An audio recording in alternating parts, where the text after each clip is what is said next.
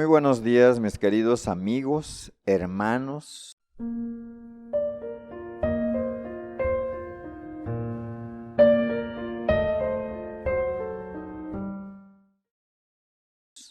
Familiares que nos escuchen y toda aquella persona que de alguna manera tenga acceso a esta grabación. Le damos una cordial bienvenida y un fuerte abrazo.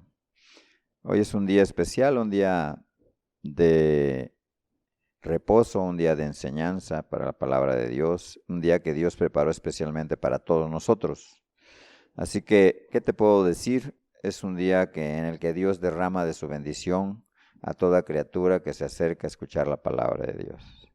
Así que yo te invito a que tú reflexiones con este pequeño pasaje que vamos a dar y te pueda ayudar a entender el contexto de la enseñanza que daremos después. Entonces, abre tu Biblia o abramos nuestra Biblia en el Salmo 19, en el versículo 7. Vamos a hacer una pequeña reflexión. Dice la palabra de Dios: la ley de Jehová es perfecta, que convierte el alma. El testimonio de Jehová es fiel, que hace sabio al sencillo. Los mandamientos de Jehová son rectos, que alegran el corazón. El precepto de Jehová es puro, que alumbra los ojos. El temor de Jehová es limpio, que permanece para siempre. Y los juicios de Jehová son verdad, todos justos, y deseables más que el oro, más que mucho oro afinado, y dulces más que la miel y que la que destila del panal. Hasta ahí lo vamos a terminar. Podríamos hablar de todo el pasaje, que es hermoso y que habla precisamente del efecto que produce la palabra de Dios, la ley de Dios en el alma de cada persona. Entonces, definitivamente dice aquí la palabra de Dios que es perfecta y convierte el alma, o sea, te ayuda a cambiar totalmente. Entonces, y lo más importante, el testimonio de Jehová es fiel, que hace sabio ¿a quién? Al sencillo. La palabra de Dios dice, sencillo quiere decir al que es humilde, al que acepta ser enseñado por Dios. Entonces, esa sabiduría es la que te ayuda a apartarte del mal. Entonces, ¿qué hace Dios con su palabra? Alumbra tu entendimiento, te ayuda a entender perfectamente cómo alcanzar ese cambio que Dios desea en tu corazón. Entonces, amado, el precepto de Jehová es puro, que alumbra los ojos, y definitivamente una cosa sí produce nuestro Señor Jesucristo, nuestro Dios, a través de su palabra. El temor de Jehová es limpio y permanece para siempre. Y los juicios de Jehová son verdad, todos justos. O sea, aunque nosotros no queramos entenderlo, la Biblia dice que el ser amonestado por Jehová o ser disciplinado es para justicia y para alcanzar la salvación de nuestra alma. Así que, amado, yo te invito a que tú reflexiones sobre este punto. Y pues esta pequeña introducción te puede servir para que puedas entender todo lo que es de perfecta la ley de Dios. Entonces vamos a estar hablando del Sermón del Monte y queremos que tú puedas entender que es la sabiduría de Dios viviente, que es de Cristo Jesús en la tierra, que es Dios mismo en la tierra, explicando y dándole sentido a la palabra de Dios. Vamos a pasar a la alabanza y después de eso, pues entonces vamos a la predicación.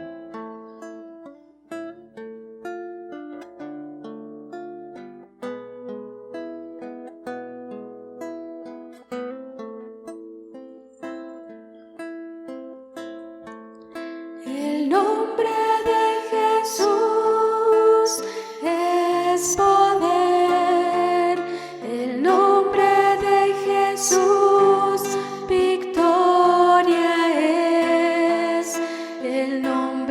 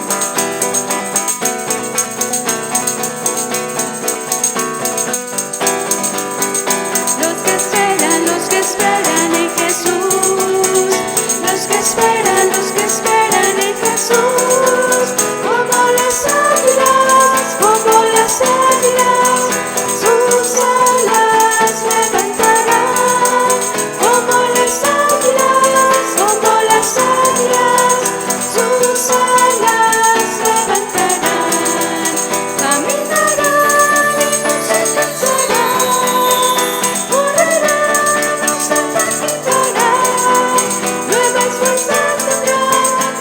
fuerzas tendrán, los que esperan en Jesús, nuevas fuerzas. Así es, Señor. En ti podemos tener nueva fuerza, Señor. Los que esperan en Jesús, los que esperan, los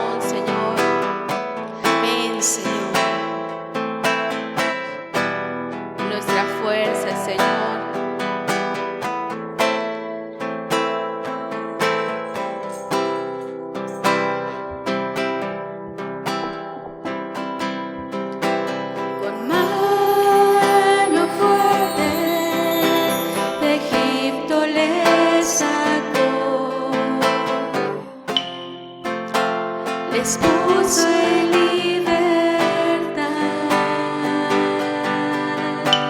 Con gran paciencia y con su eterno amor, cada día en el desierto les cuidó.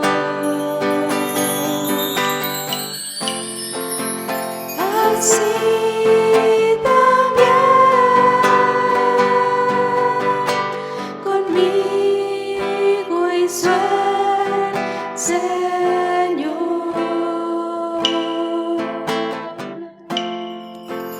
A mí también me liberó.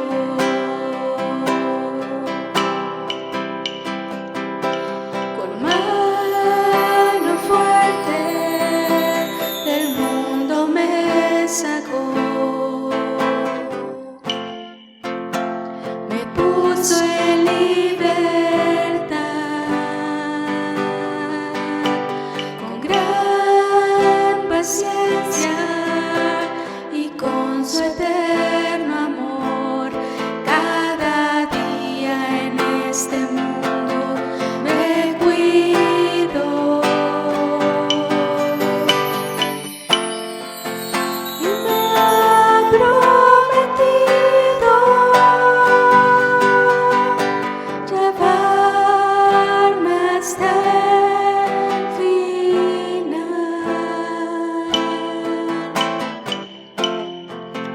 Y sé que en su mano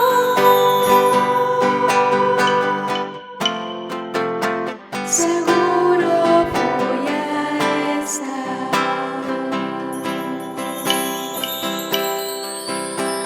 Con mano fuerte de Egipto les sacó, les puso en libertad. Con gran paciencia y con su eterno amor, cada día en el desierto les cuidó.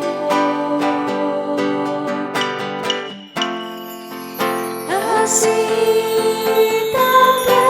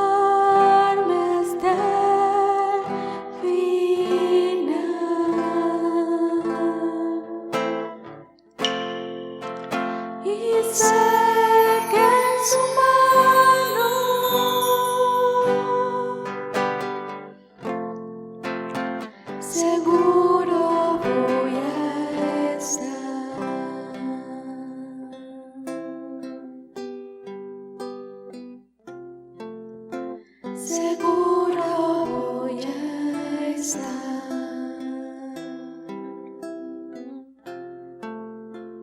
Amén, Señor.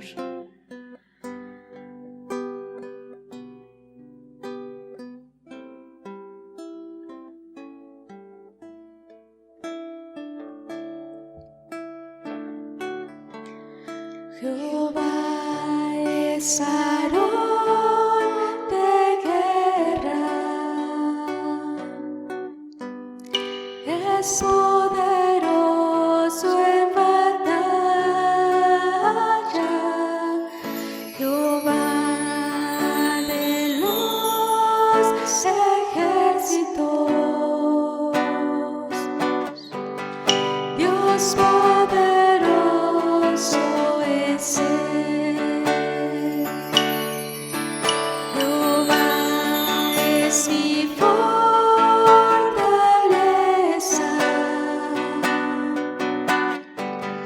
y ha sido mi salvación. Jehová es mi cántico, Dios poderoso es Él. Jehová reinará eternamente, en poder y en majestad es Dios, y yo le exaltaré. Dios poderoso es Él. Jehová es varón de guerra, es poderoso en batallas. Jehová de los ejércitos, Dios poderoso es Él. Jehová es mi fortaleza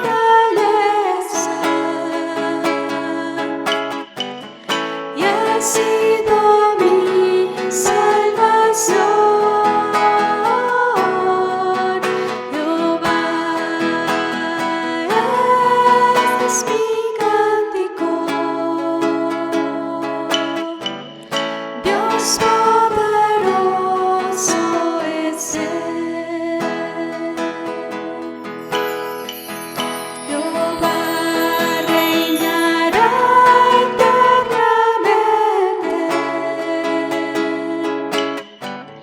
en poder y en majestad es Dios, y yo le exaltaré. Dios poderoso es Él. Dios poderoso es Él. Dios poderoso es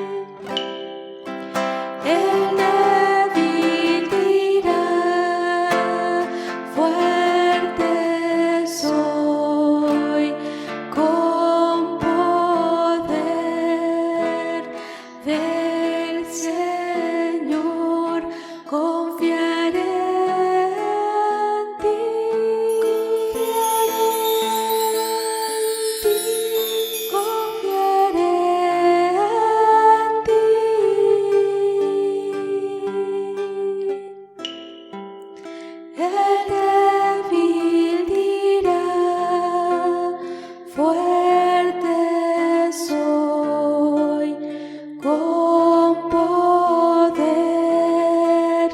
del Señor confiaré en ti.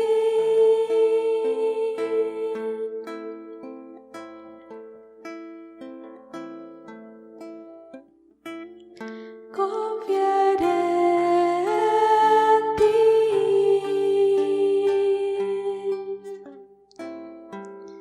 El débil dirá, fuerte soy, con poder del Señor confiaré en ti.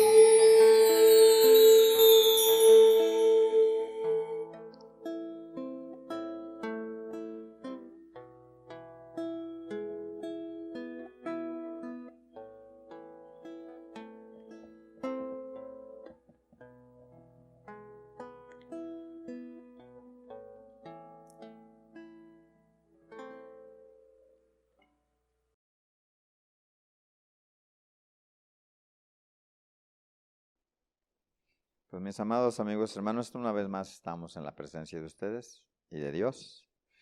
Y vamos a empezar esta enseñanza que se llama el Sermón del Monte y que ya en alguna ocasión dimos hace aproximadamente un año todas las bienaventuranzas que son el carácter de un cristiano. Y hoy lo que vamos a hacer es un pequeño resumen de esas enseñanzas sobre las bienaventuranzas y vamos a proceder a dar unas pequeñas características de la importancia del Sermón del Monte. Y posteriormente ya iremos desarrollando capítulo por capítulo de cada uno de los temas que se tratan en él, de parte de nuestro Señor Jesucristo.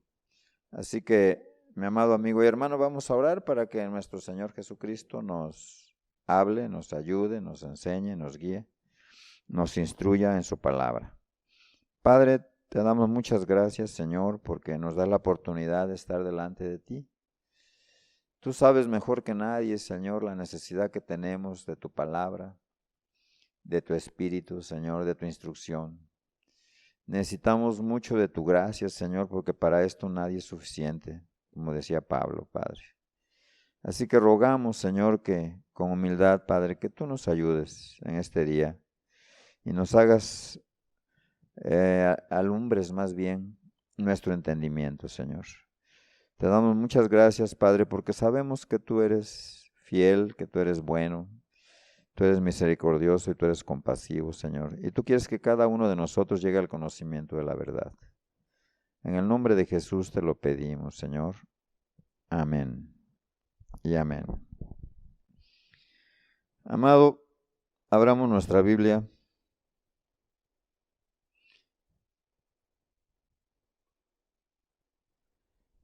en Mateo 5, del 1 al 10, por favor. Y dice así, esto es precisamente las palabras de nuestro Jesucristo en rojo, en el que le explica a cada una de las personas que lo escuchaban junto con sus discípulos lo que significaba realmente ser un cristiano, el corazón de un cristiano. Y dice así, viendo la multitud, subió al monte y sentándose vinieron a él sus discípulos. Y abriendo su boca les enseñaba diciendo, bienaventurados los pobres en espíritu, porque de ellos es el reino de los cielos. Bienaventurados los que lloran, porque ellos recibirán consolación. Bienaventurados los mansos, porque ellos recibirán la tierra por heredad. Bienaventurados los que tienen hambre y sed de justicia, porque ellos serán saciados. Bienaventurados los misericordiosos, porque ellos alcanzarán misericordia. Bienaventurados los de limpio corazón, porque ellos verán a Dios. Bienaventurados los pacificadores, porque ellos serán llamados hijos de Dios. Y bienaventurados los que padecen persecución por causa de la justicia, porque de ellos es el reino de los cielos. Esta es la semblanza general que Jesús hace sobre el corazón de los creyentes que podrán entrar en el reino de los cielos. Así que mi querido amigo y hermano y querido escucha, tú que por primera vez nos escuchas, yo te invito a que no descuides el escuchar todo este sermón y realmente te puede servir de gran bendición para que puedas encontrar la salvación de tu alma o para la edificación de tu alma si eres hermano. Entonces, qué importante son las palabras de nuestro Señor Jesucristo y según los expertos, según los estudiosos de la Biblia, según aquellos teólogos que realmente conocen o entienden o quieren hacer entender a los hombres la sencillez y la importancia de esta palabra, entonces, ¿cuántos comentarios no hay de que esto es la columna vertebral o es el conjunto más precioso de palabras para la ética y la doctrina que podamos encontrar en la Biblia, que explican de pe a pa la Biblia, que es imposible de mejorar? Eso es precisamente el discurso que dio el Señor Jesucristo en el Sermón del Monte, allá en el monte. Entonces, según dice Martin Lloyd Jones, un teólogo inglés del siglo pasado, vamos a sacar un pequeño extracto de lo que él hace del estudio del Sermón del Monte. Dice, para mí, otra consideración muy importante es que el Sermón del Monte no se encuentra ninguna enseñanza que no se halle también en las distintas cartas del Nuevo Testamento. O sea que el Sermón del Monte prácticamente ha servido de base para que todos los escritores de las cartas apostólicas puedan mandar a las iglesias prácticamente sus enseñanzas, desglosadas o enseñadas. Hagan una lista de las enseñanzas del Sermón del Monte y luego lean las cartas. Encontrarán que la enseñanza del Sermón del Monte también se encuentra en ellas. Ahora bien, las cartas son para los cristianos de hoy. Por ello, si la enseñanza que contienen es la misma que tenemos en el Sermón del Monte, es evidente que la enseñanza del Sermón del Monte también es para los cristianos de hoy. Este argumento es de peso importante, pero quizás se podría expresar mejor de la siguiente forma. El Sermón del Monte no es sino un desarrollo acabado, grandioso y perfecto de lo que nuestro Señor Jesucristo llamó su nuevo mandamiento. Este nuevo mandamiento fue que nos amáramos los unos a los otros como Él nos ha amado. El Sermón del Monte no es otra cosa que sino un desarrollo de esto. Si somos de Cristo y nuestro Señor nos ha mandado esto, que nos amemos unos a otros, aquí se nos muestra cómo hacerlo. El punto de vista dispensacional se basa en una idea errónea del reino de Dios. De ahí nace la confusión. Estoy de acuerdo desde luego en que el reino de Dios en un sentido todavía no ha sido establecido en la tierra. Es un reino que ha de venir, sí, pero es también un reino que ha venido. El reino de Dios está en medio de vosotros, dijo Jesucristo, y dentro de vosotros. El reino de Dios está en todo cristiano verdadero y en la iglesia. Significa el reino de Dios, el reino de Cristo. Y Cristo reina hoy en todo verdadero cristiano. Reina en la iglesia cuando ésta lo reconoce de verdad. El reino ha venido, el reino viene y el reino ha de venir. Siempre debemos tener presente esto. Sin embargo, donde quiera que Cristo es aceptado como rey, el reino de Dios ha venido. De modo que si bien no podemos decir que reina sobre todo el mundo en este momento actual, sí reina ciertamente de esa forma en los corazones y vidas de todo su pueblo. No hay por tanto nada tan peligroso como decir que el Sermón del Monte no tiene nada que ver con los cristianos de ahora. Más bien quiero expresarlo de este modo. Es para todo el pueblo cristiano. Es una descripción perfecta de la vida del reino de Dios. Ahora bien, no me cabe la menor duda de que por esta razón Mateo le puso al comienzo de su evangelio.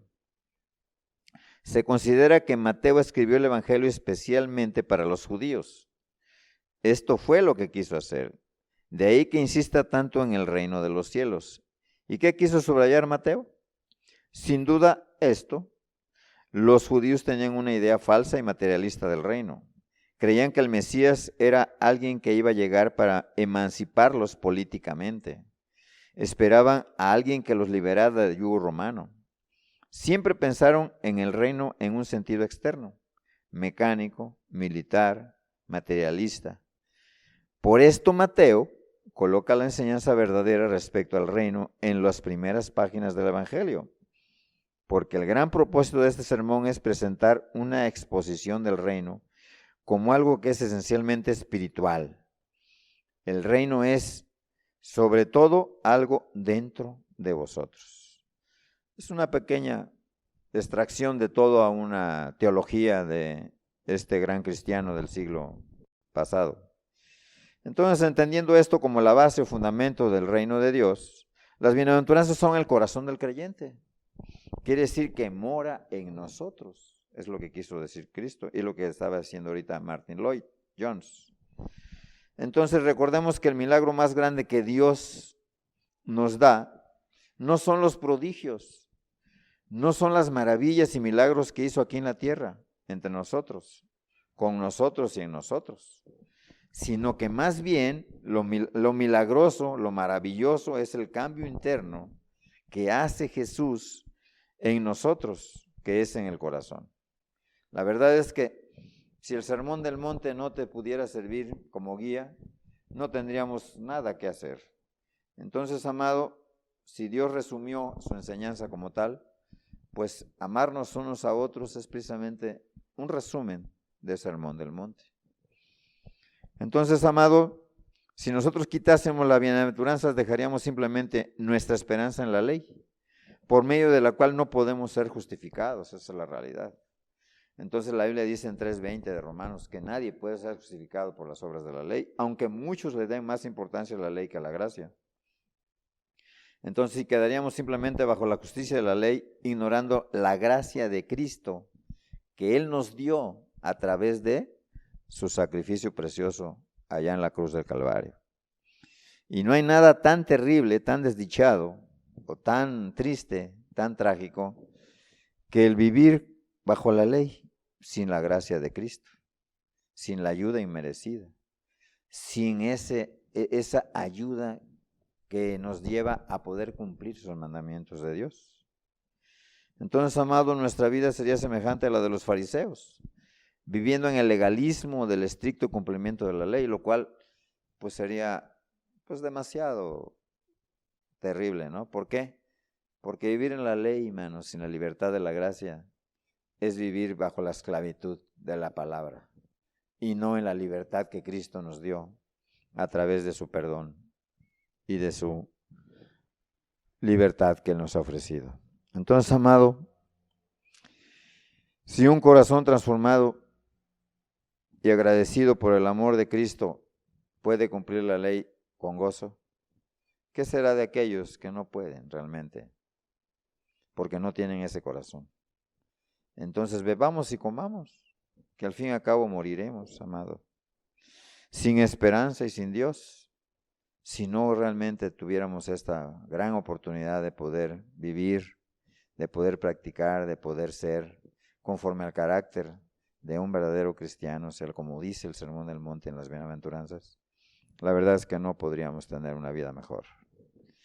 Amado, la verdad es que qué triste es que nosotros podamos vivir bajo la esclavitud de una religión, con sus normas y preceptos humanos, pero sin la ayuda del Espíritu Santo. Entonces no habría vida en nuestra alma y solo viviríamos esclavos de la religión en turno. ¿Cuántas personas no nos hemos cambiado de una religión a otra buscando la verdad y no la encontramos? Pero no se debe a veces ni siquiera a la religión, se debe más bien a un corazón que no quiere someterse a la voluntad de Dios. Es por eso que el Sermón del Monte se va más a las intenciones del corazón que a las obras. ¿Por qué, amado? Porque lo que importa realmente es con qué intención hacemos las cosas delante de Dios. Como hablaba Pablo más, yo os muestro un camino más excelente, el camino del amor. Si no tenemos amor, pues nada somos. Eso lo dice en Corintios 12. Y la verdad es que Corintios 13 habla precisamente de ese amor desprendido, ese amor ágape, ese amor que no busca lo suyo. Ese es el amor que nosotros vamos a guardar el Sermón del Monte. Y eso es lo que muestra precisamente las bienaventuranzas, cada una de las características de un corazón cristiano. La Biblia dice en 1 Corintios 12:31, procurad pues los dones mejores. Pero yo os muestro un camino más excelente, y ese es el del amor. Por tanto, veamos cómo es el corazón del cristiano o cómo tener ese corazón. Ya te hablamos que aproximadamente hace un año dimos las bienaventuranzas y hoy vamos a hacer una remembranza nada más de ellas. Entonces, ¿qué podemos hacer? Pues ir precisamente a esas bienaventuranzas. Entonces, ¿qué vemos? Vamos a desglosar una por una.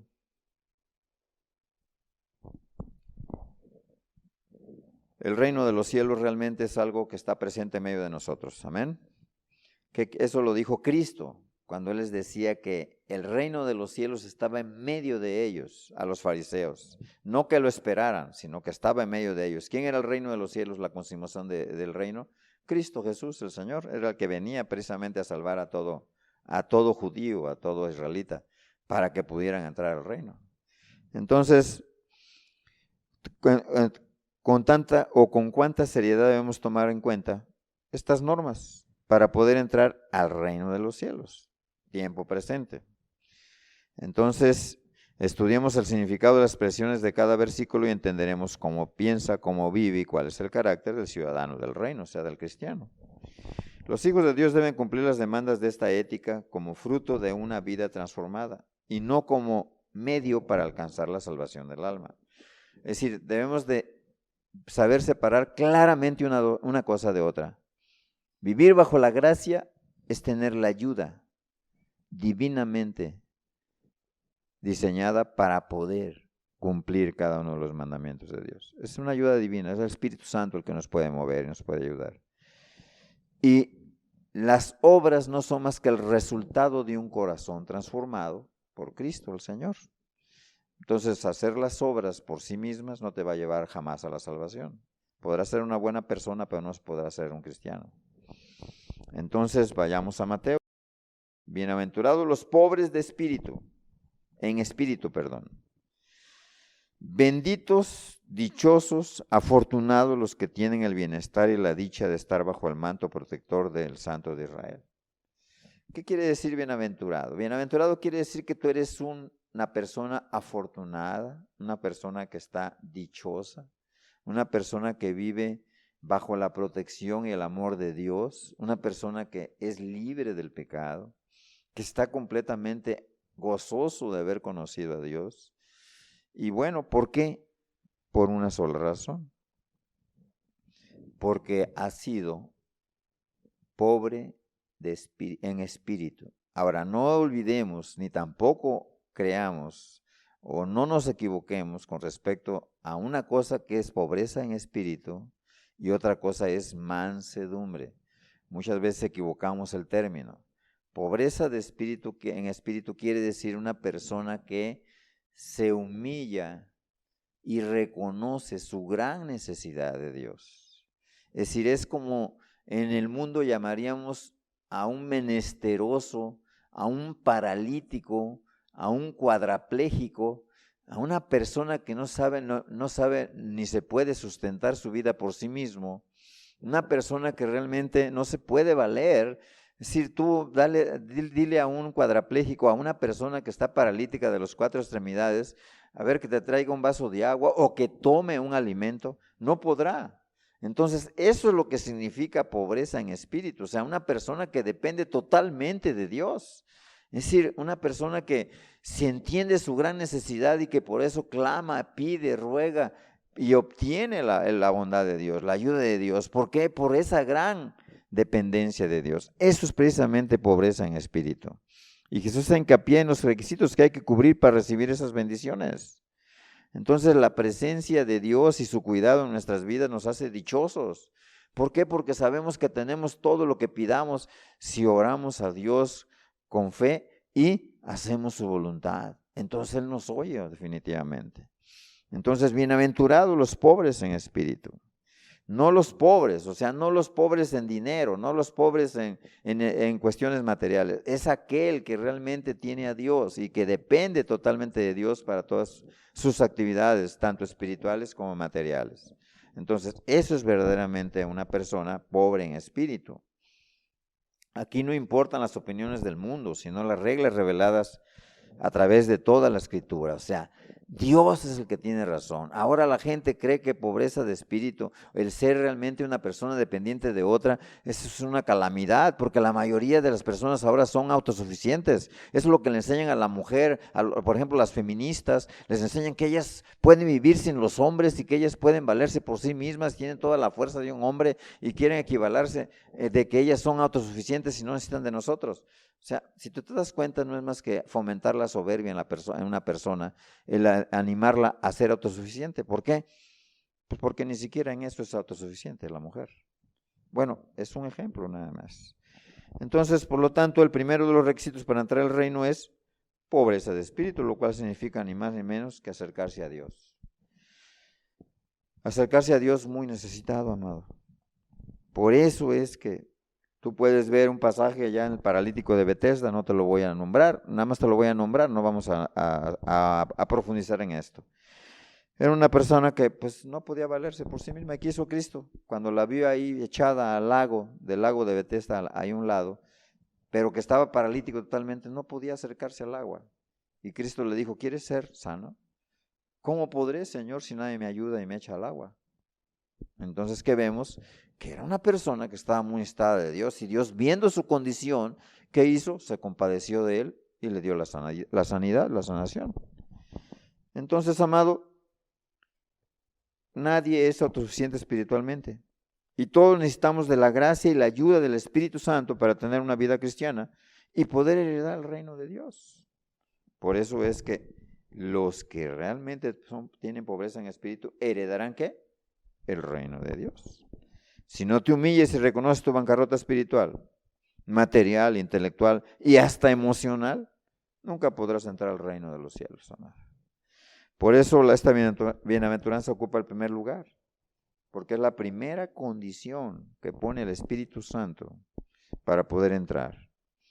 Entonces, entendido esto, vayamos al siguiente punto.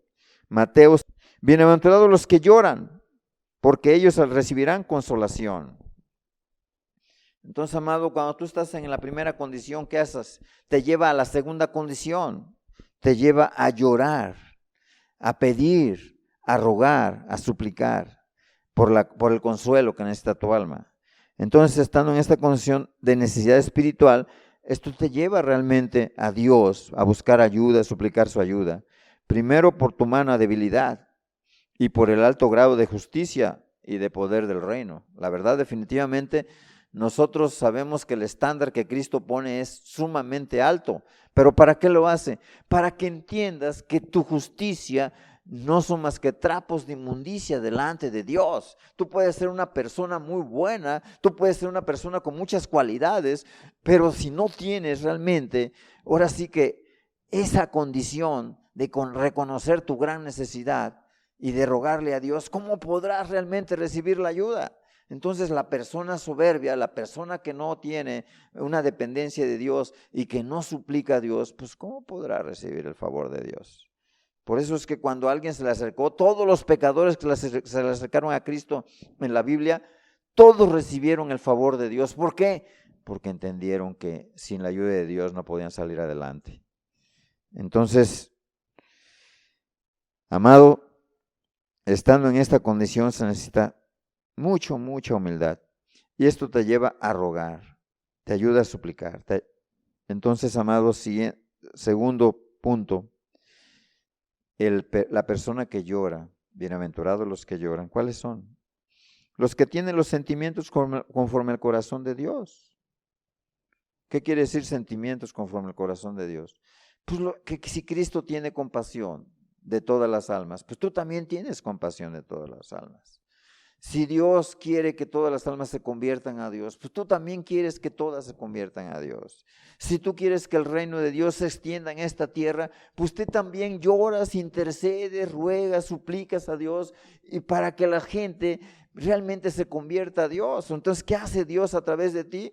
Bueno, pues precisamente por tu súplica ante Dios, Dios se conmueve porque ve que no buscas lo tuyo, sino que buscas realmente el bien de todos, y eso hace que tú de alguna manera tengas el favor de Dios, ayudando en la bendición sea derramada en aquellos que no lo conocen. Amado, bienaventurados los que lloran. ¿Cómo lamenta el cristiano la rebelión de sus familiares? ¿Cuánto quebranta el corazón del hombre, del cristiano, la impiedad? O simplemente la burla a las cosas sagradas de Dios. Yo lo he padecido con mi familia. Mi familia luego se ha burlado de mí y de mi Dios. Pero yo lo único que ruego es que realmente se arrepientan un día. ¿Por qué? Porque no entienden nada. Es como decía Cristo cuando estaba en la cruz: Señor, perdónalos porque no saben lo que hacen. La verdad es que no entienden que estoy muriendo por su causa. Entonces, esos son los que reciben el consuelo en su corazón de parte de Dios y descansan con gozo en las promesas de Dios.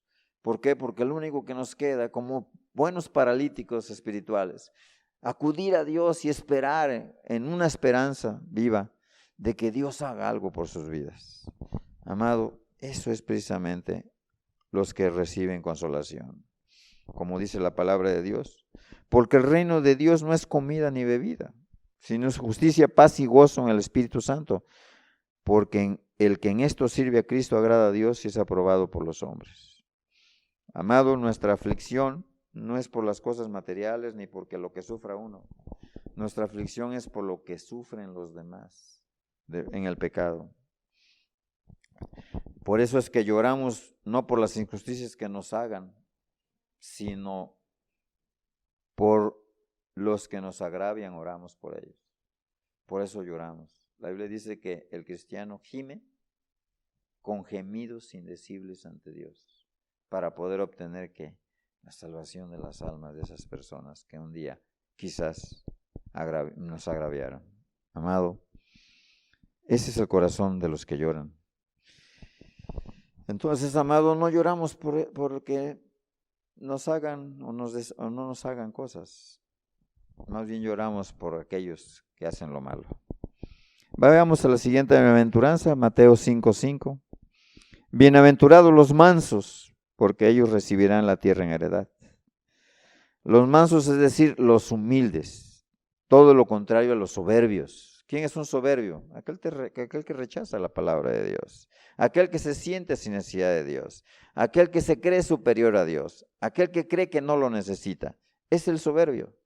Es una persona que en su soberbia no entiende nada su gran necesidad, por eso nunca podrá salvarse. Dios dice que Él resiste a los soberbios y da gracia a los humildes. Por lo tanto, amado, ¿qué pasa con una persona cuando se resiste al Evangelio de Jesucristo o a la predicación de la palabra, o cuando esa persona recibe una amonestación de parte de Dios? Puede suceder aún en la misma iglesia que a veces de alguna manera amonestamos a un hermano que está haciendo algo malo, y si no nos recibe, pues es soberbia, entonces pierde la humildad y puede perder hasta la salvación de su alma. ¿Por qué? Porque no es humilde para reconocer su falta.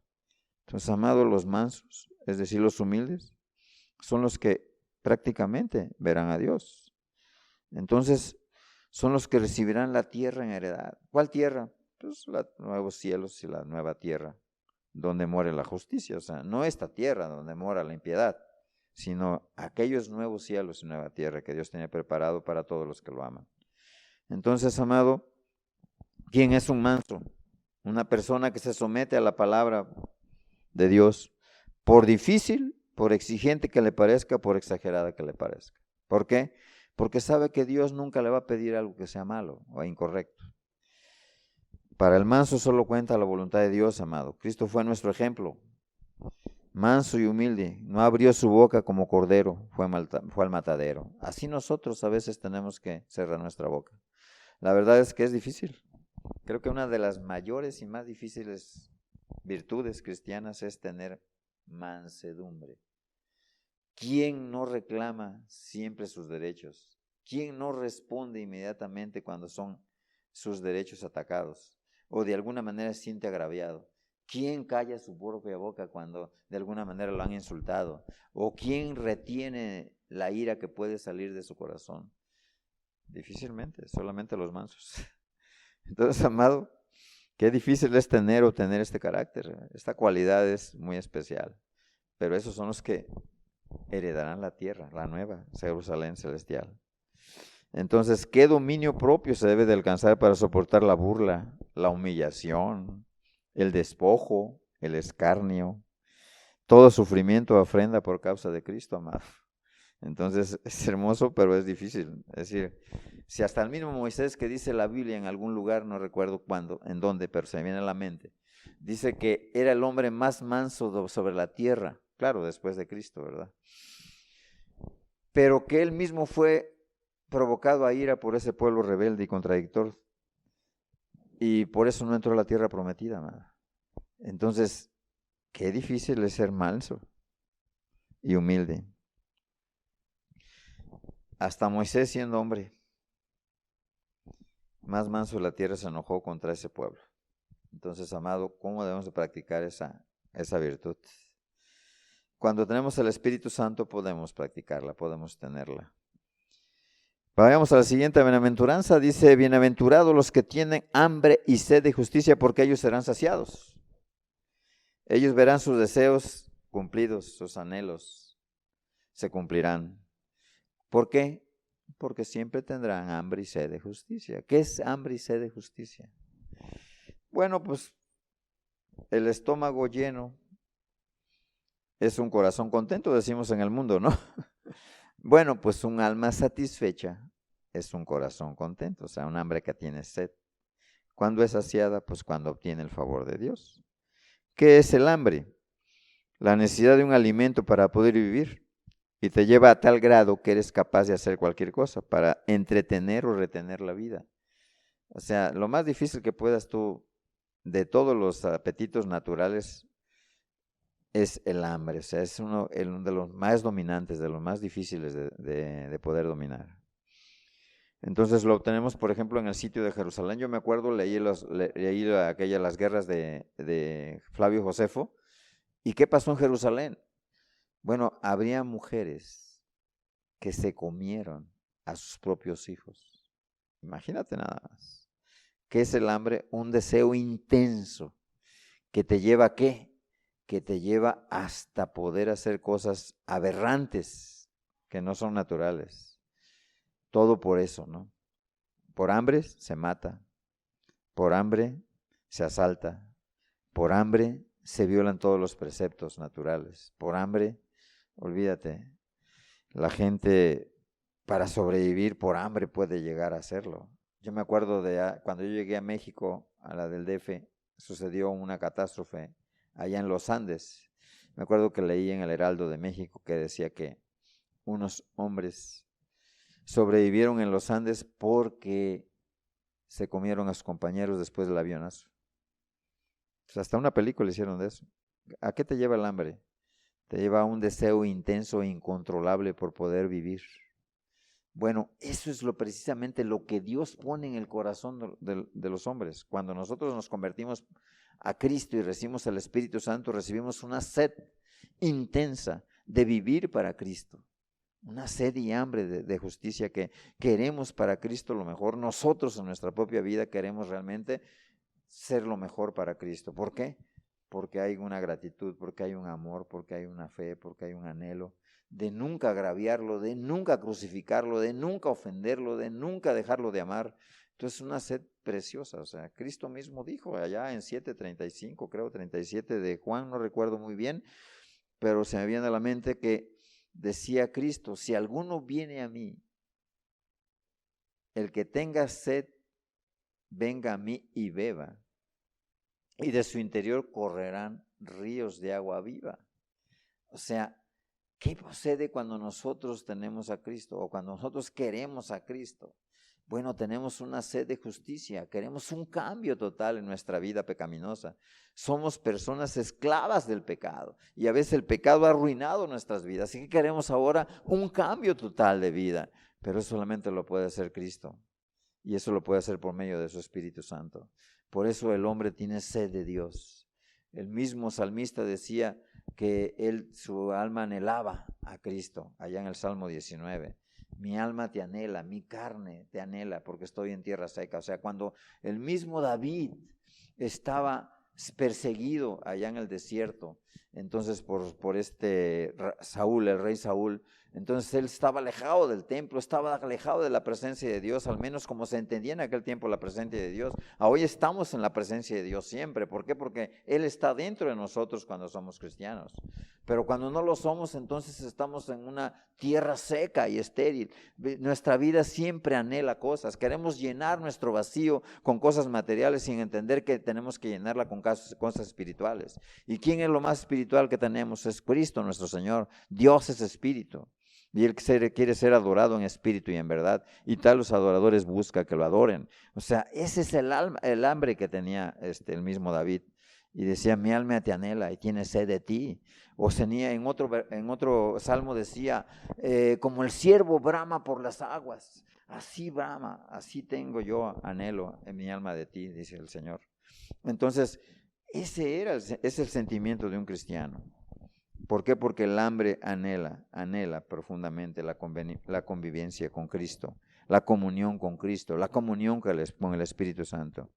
Por eso lo dijo Jesús en el último día gran día de la fiesta, es precisamente Juan 7:37. Jesús se puso en pie y alzó la voz diciendo, si alguno tiene sed, venga a mí y beba. El que cree en mí, como dice la Escritura, de su interior correrán ríos de agua viva. Y si tú lees el versículo 39, dice que eso hablaba del Espíritu que había de venir cuando Cristo fuera glorificado. Es el sentido del hambre y la sed de justicia del cristiano, amado. Entonces, para él vivir es Cristo y el morir es ganancia.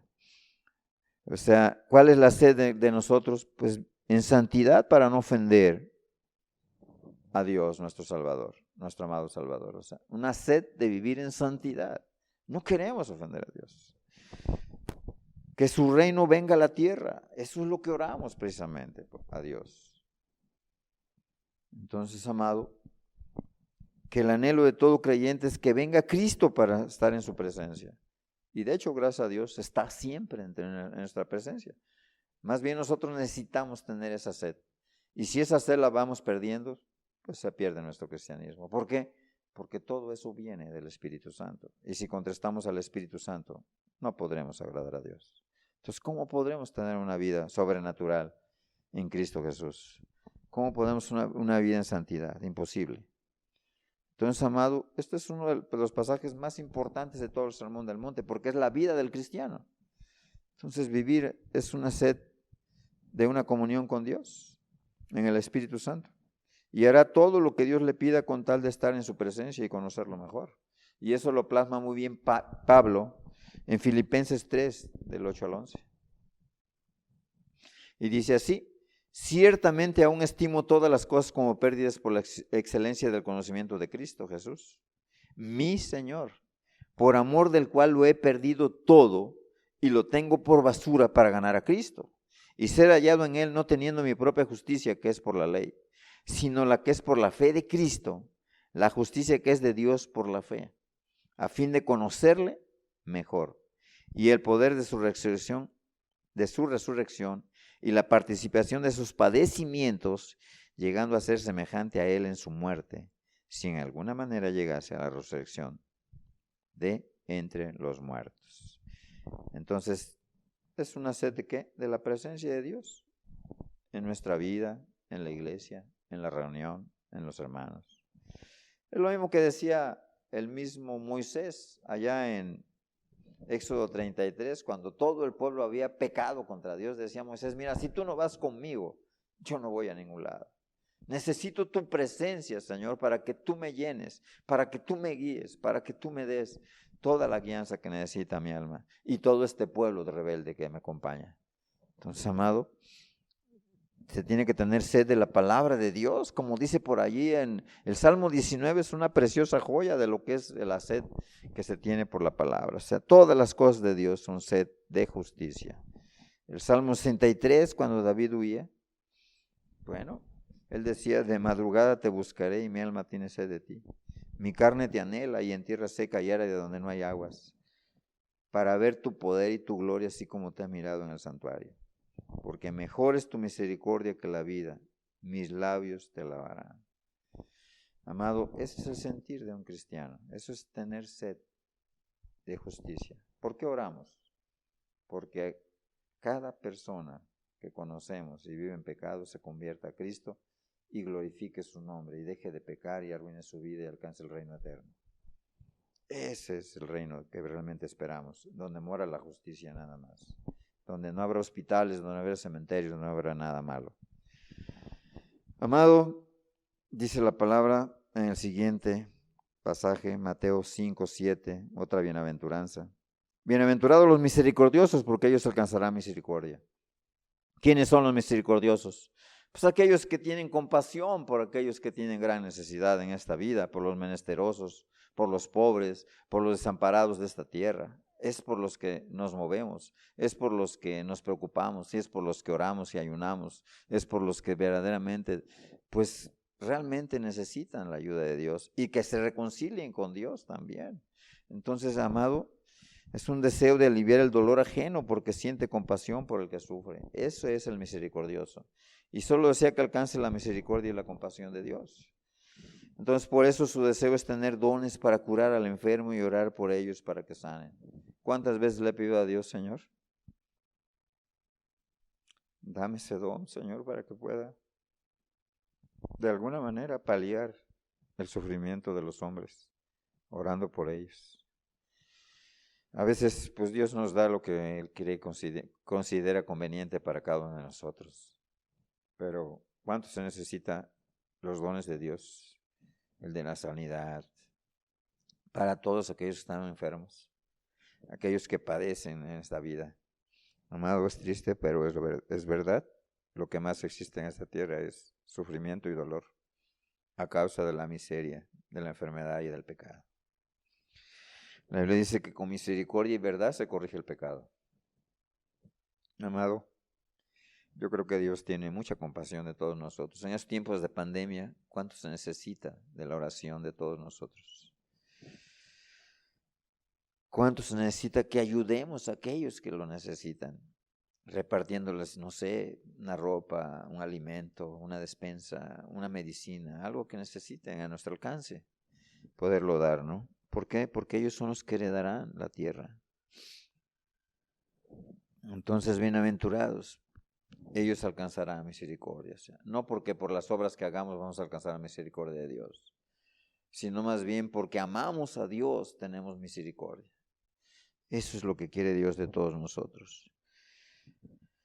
Con misericordia y verdad se corrige el pecado. Muchas veces las personas al ver nuestro testimonio y al ver nuestra ayuda a ellos, entonces reciben la palabra de Dios y se convierten en nuevas criaturas. Entonces, ¿por qué? Porque no cualquiera luego tiene misericordia. Este mundo es cruel y despiadado. Está terriblemente mal. La siguiente bienaventuranza, Mateo 5:8 dice así: bienaventurados los de limpio corazón, porque ellos verán a Dios. Los de limpio corazón son los que han sido liberados del poder del pecado en sus vidas, por la gracia de Dios, y ahora se esfuerzan sinceramente para agradar y glorificar a Dios, y aspiran sinceramente a ser como Dios, o sea, a ser como Cristo. Amado, no que lleguemos a la perfección de Cristo, sino que moralmente podamos ser como Cristo, lleguemos a esa madurez. Eso quiere decir perfección, madurez. No está hablando de infalibilidad ni de poder como el del mismo Dios. Está hablando de la madurez espiritual en la cual nuestros dones, cada una de nuestras cualidades, llega a la estatura del varón perfecto. Entonces, ¿quiénes son los de limpio corazón?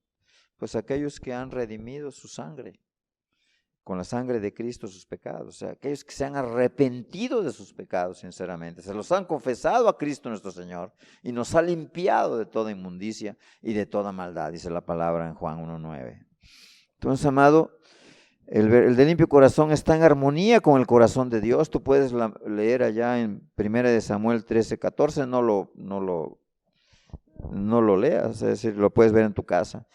Aborrece la maldad y ama la justicia. El corazón humano ¿Qué incluye? El corazón humano es la mente, es la voluntad, son las emociones, son los afectos, sus sentimientos que tiene el hombre. Ese es verdaderamente el corazón, no la bomba cardíaca la que mueve la sangre en las venas, no. El corazón del hombre se centra precisamente en su conciencia, en su voluntad. Es donde decide, en donde tiene poder de tomar determinaciones y decisiones para seguir a Dios. Es el que decide deshacerse de lo malo y practicar lo bueno. Entonces, eso es el de corazón limpio, el que es santificado en todo su ser, como dice allá en 1 Tesalonicenses 5:23. Dice así: y el mismo Dios de paz os santifique por completo, todo vuestro ser, espíritu, alma y cuerpo sea guardado irreprensible para la venida de nuestro Señor Jesucristo. Fiel es el que os llama, el cual también lo hará. Esos son de corazón limpio, aquellos que Dios ha limpiado con su sangre porque se han arrepentido sinceramente de sus pecados. Ellos son los que verán a Dios, ellos son los hijos de Dios y los conmemorarán en su presencia hoy y siempre. Mateo dice así: bienaventurados los pacificadores, porque ellos serán llamados hijos de Dios. ¿Quiénes son los pacificadores? Aquellos que se han reconciliado con Dios y su gobierno. El pecador es rebelde a la voluntad de Dios. La Biblia dice que es enemigo de Dios en su corazón. Efesios 2 lo dice, puedes ver 2 al 4. Enemigo en su mente en contra de Dios. ¿Por qué? Porque aborrece todo lo de Dios, como dice allá en Romanos 1. Entonces, Santiago lo expresa de una manera mucho más sencilla. Dice así, en Santiago 4, versículo 4, dice: oh almas adúlteras, ¿no sabéis que la amistad del mundo es enemistad contra Dios? Cualquiera pues que quiera ser amigo del mundo se constituye enemigo de Dios. Entonces, amado, todo pecador es enemigo de Dios porque ama el mundo y sus deleites temporales y no quiere plegarse a los deseos de Dios, guardando sus preceptos y mandamientos. Entonces, amado, necesita reconciliarse con Dios por medio de la fe en Jesucristo. Entonces, ¿quién es un pacificador?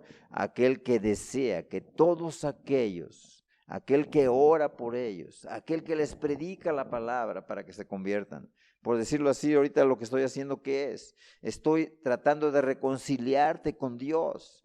Por eso es que puedo ser un pacificador, que puedas estar en paz con Dios por medio de la fe en Jesucristo.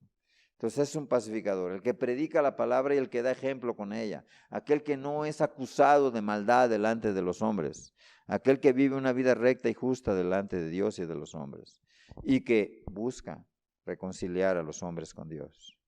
Entonces dice la palabra en Romanos 5, del 1 al 3, justificados pues por la fe tenemos paz para con Dios por medio de nuestro Señor Jesucristo, por quien también tenemos entrada por la fe a esta gracia en la cual estamos firmes y nos gloriamos en la esperanza de la gloria de Dios. Y no solo esto, sino que también nos gloriamos en las tribulaciones, sabiendo que la tribulación produce paciencia. Entonces, amado, esto te lleva al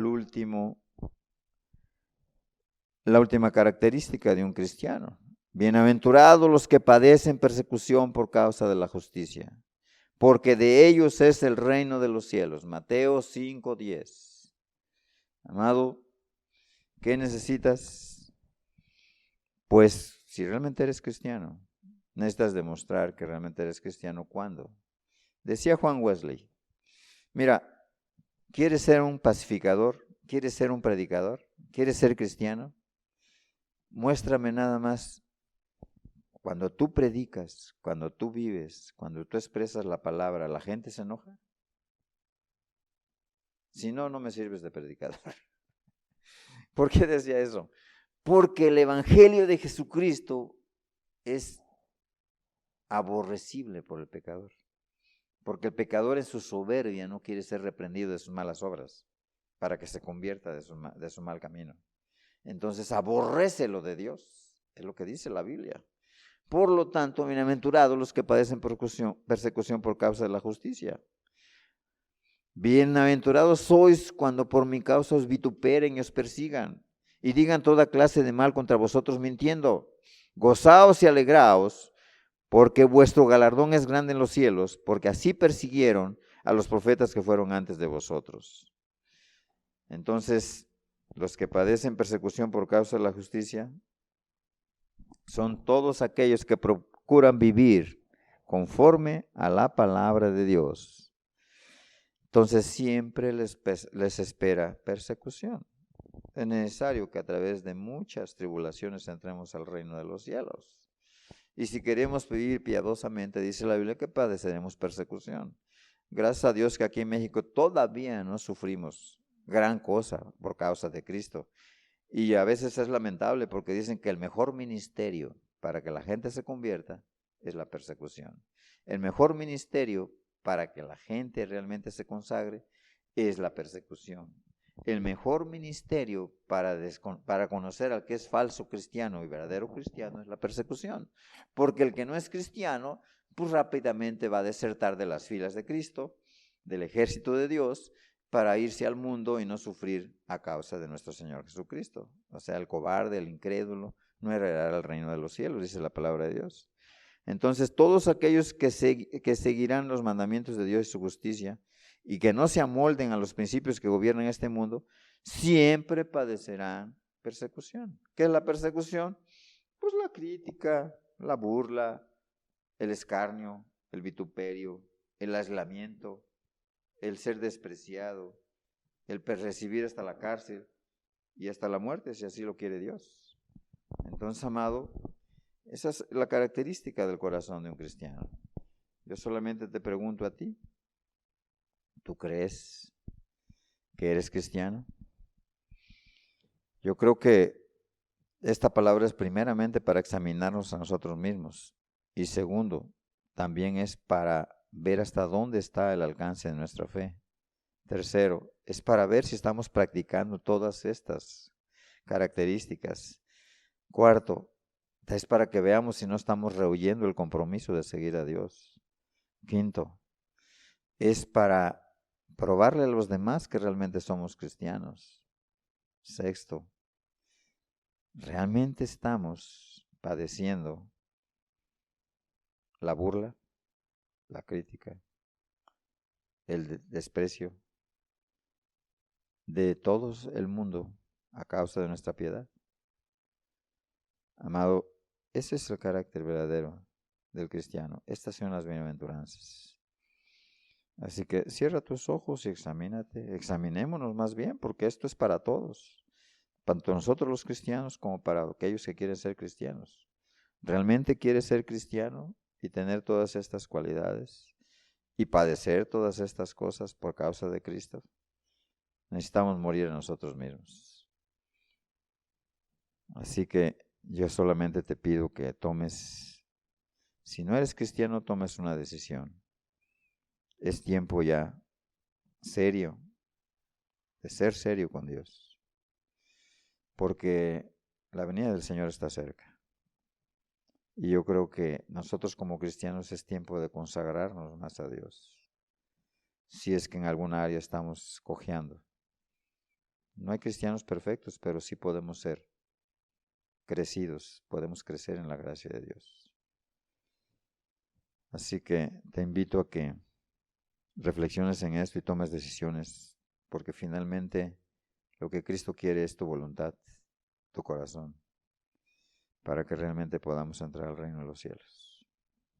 Padre, te damos muchas gracias por tu presencia, por tu palabra, Señor, porque tu palabra es como una espada que penetra lo más profundo de nuestra alma, Señor, de nuestro corazón, y discierne las intenciones con las cuales te buscamos, Señor.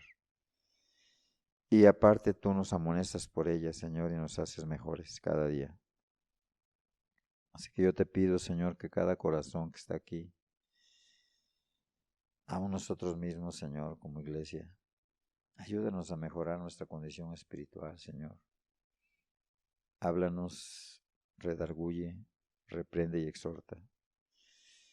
Cada uno de nosotros, Señor, en las áreas que estemos faltos, para poder en aquel día, Señor, levantar nuestra frente, Señor, porque nuestra redención ya está cerca. En el nombre de Jesús te lo pedimos, Señor. Amén y amén.